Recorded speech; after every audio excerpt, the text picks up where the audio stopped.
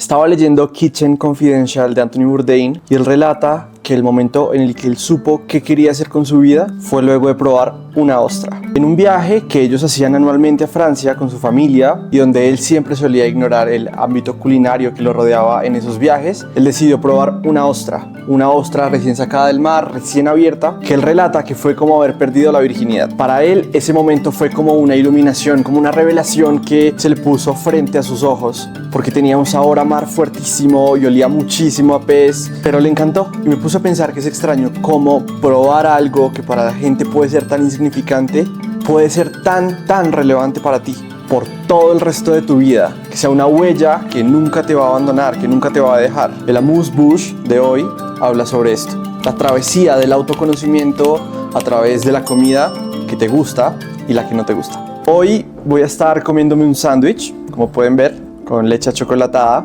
porque en mi historia no fueron las ostras, sino que fueron justamente los sándwiches. Siempre lo vi como una comida muy banal, como una comida rápida a la que recurrir cuando no había de otra. Y empecé a verlo como algo muy familiar, muy cotidiano, pero eso siento que es algo que siempre termina sucediendo, ¿no? Que cuando nos acostumbramos a las cosas les empezamos a restar valor. Y es por eso que yo nunca terminé considerando en mi infancia al sándwich como una de mis comidas favoritas. Sin embargo, cada vez que mi mamá o mi papá decidían experimentar con él, hacerle una forma distinta, no hacerlo de jamón y queso, sino ponerle huevo o ponerle los tres o solo queso, siempre sentía una suerte de alivio. Y luego fue pasando el tiempo, comencé a notar cómo mi papá empezaba a experimentar con hamburguesas y a volverse cada vez más experto haciéndolas. Siempre en el refrigerio, cuando iba al colegio, siempre llevaba sándwiches, a veces con queso, con jamón y queso, con huevo, a veces cocidos o a veces sin cocción. Y era siempre esto, como un ritual al que yo recurría todo el tiempo, como algo muy cotidiano.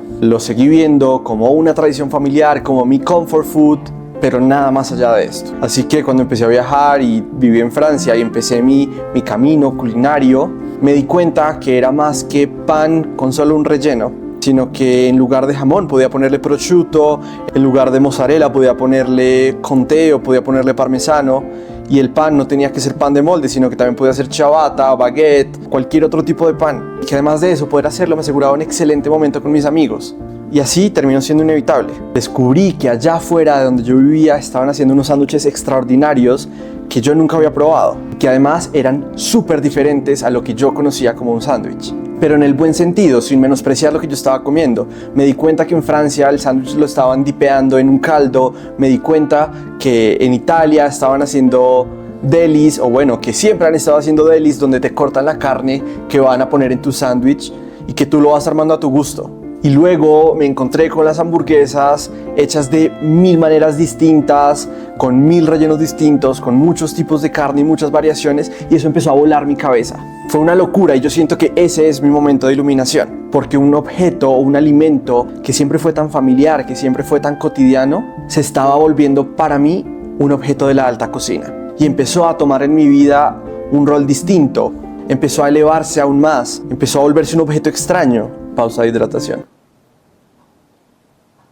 En ese momento el sándwich me empezó a acompañar muchísimo más seguido, mucho más en mi cotidiano, pero de una manera más elevada, más extraña. Me impresionó mucho, por ejemplo, que en el roast beef siempre se cuidaba mucho del queso que estaban utilizando y siempre era un queso fondante. Y además de eso, el término que se usaba de la carne siempre era 3/4 o término medio. Y esto generaba siempre una relación muy íntima con quien lo estaba comiendo, porque sabía que estaba comiendo algo incluso de lujo, algo muy único. Lo del sándwich para mí fue una revelación muy rara. Yo no diría que igual a la de Anthony Bourdain, pero sí muy única, muy fuerte para mí. Porque en una sociedad en que se castiga el hecho de comer con las manos, encontré una libertad que yo solo había encontrado antes en la casa de mis papás, y me encontré con que en los restaurantes se hacía así, con que en el picnic con mis amigos yo podría tomar el pan, partirlo con mis manos, rellenarlo y servirlo a cada uno de ellos de una manera incluso casi divina. Y desde entonces ese momento significó para mí que yo iba a dejar de ver el sándwich como algo cotidiano y iba a empezar a verlo como algo glorioso. Iba a empezar a glorificar este alimento que desde entonces decidió definir cómo iba a ser mi vida. Es que para llegar a ese plato que te va a cambiar la vida, lo mejor es muchas veces hacer una pausa, tomar un poco de distancia Y ver esto que ha comprendido por muchísimo tiempo nuestras vidas, nuestra cotidianidad, nuestros gustos, y luego tomar ese elemento que está nuestro y traerlo a la gloria.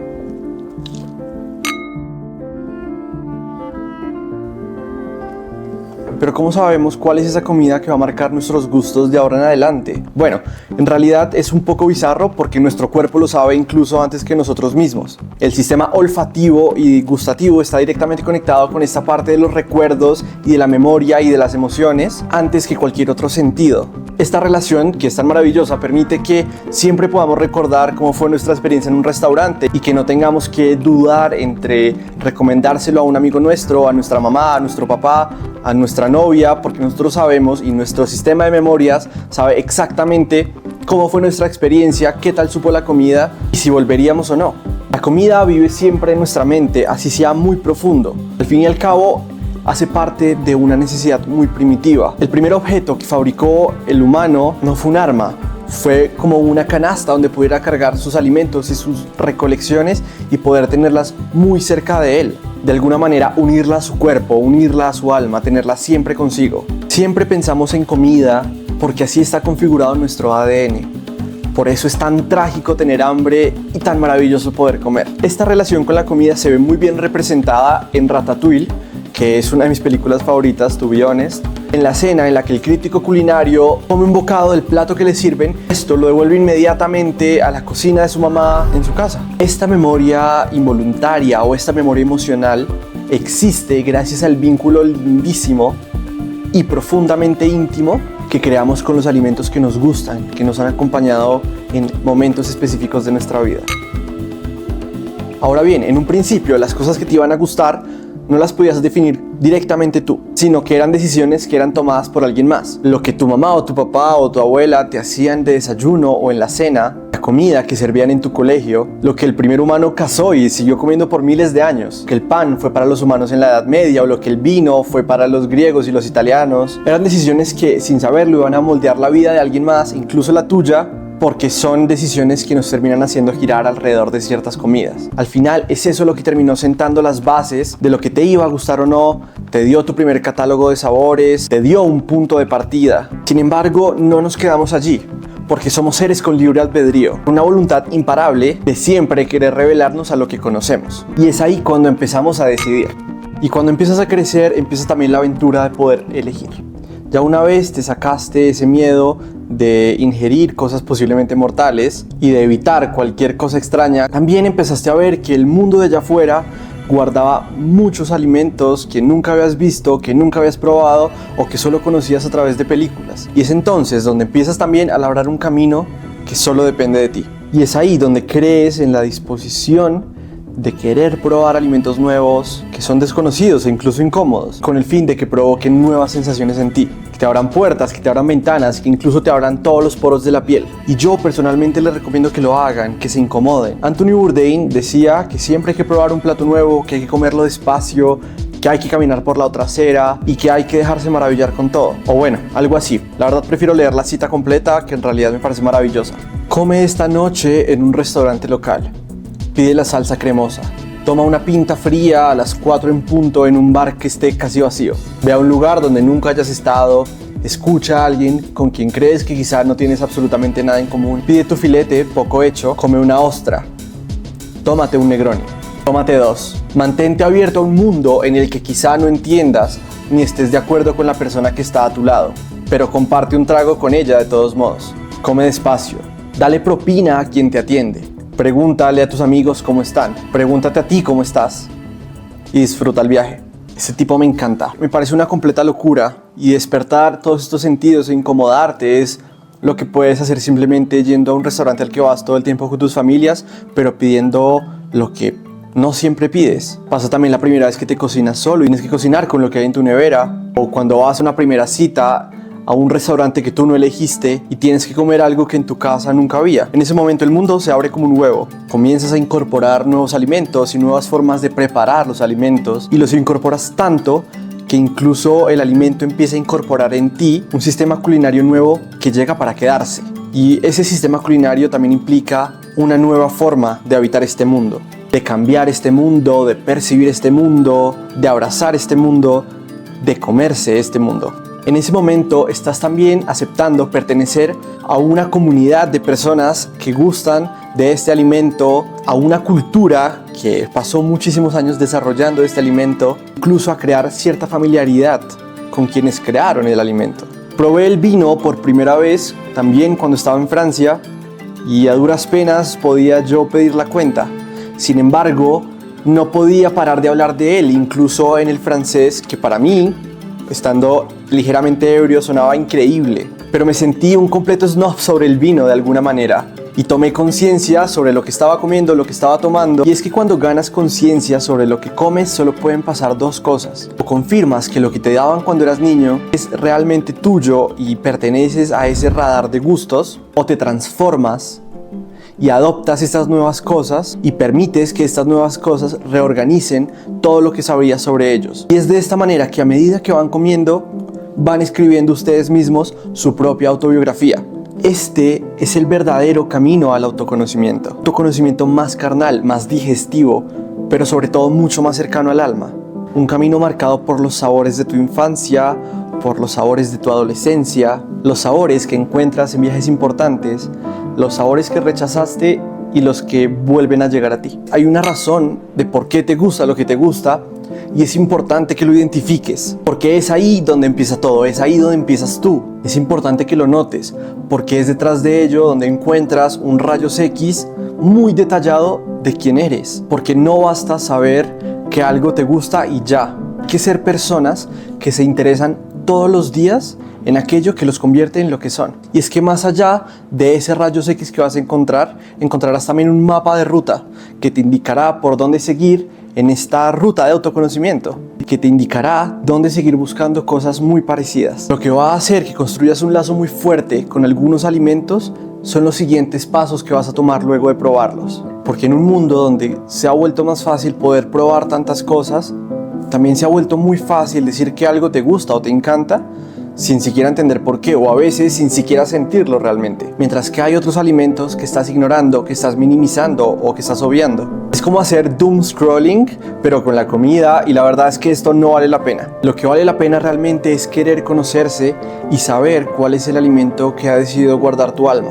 ¿Y cómo lo haces? Lo que sea que te haga sentir ese alimento, documéntalo. Es muy fácil seguir el camino correcto cuando documentas con sinceridad lo que eso te hace sentir. Entonces, sácale una foto, grábate comiéndolo, escribe qué fue lo que te gustó en una libreta o cuéntaselo en un mensaje a tu pareja o a tus padres. Porque es realmente muy importante que esta opinión o este alimento también viva en un mundo que no te pertenece únicamente a ti como tu cerebro, sino que lo obliga a ser más público y lo obliga a ser más tangible incluso. Y terminas recaminando por los caminos que tú ya habías trazado anteriormente. Vuelves a rehacer el sendero, uno que te lleva a un lugar feliz. Y así te identificas entonces con perfiles de sabores muy específicos, con ciertas culturas más que con otras, y contigo más que con nadie más. Y esto te va a llevar a crear lugares que son tuyos, crear lugares que serán tuyos y en donde sabes que te encontrarás, porque es allí donde encuentras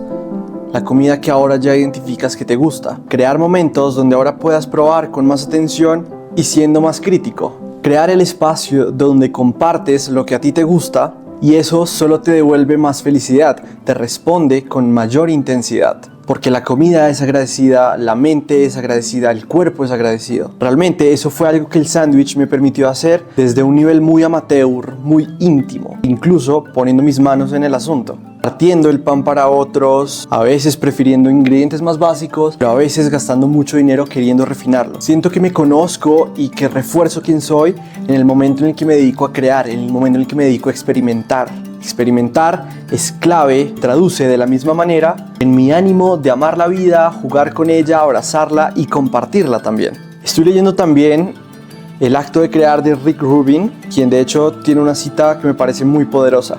Se las leo. El acto de creación es un intento de entrar en un reino misterioso, un anhelo de trascender. Lo que creamos nos permite compartir destellos de un paisaje interior, uno que está más allá de nuestro entendimiento. Y esto es simplemente todo aquello que hemos intentado abarcar en este espacio. Mer, todos estos años te estuviste alimentando profundamente, tan profundo que alimentaste también un mundo interno que, acompañado con todas las cosas que te gustan, es maravilloso, íntimo, único y lleno de amor, lleno de posibilidades y sin ningún tipo de límites. Crear, contando con un recurso tan valioso, no promete otra cosa sino un día increíble tras otro. Una vida de descubrimientos, autodescubrimientos y muy buena comida. Gracias por compartir este amuse-bouche conmigo y nos vemos muy pronto en otras formas de seguir despertando el paladar.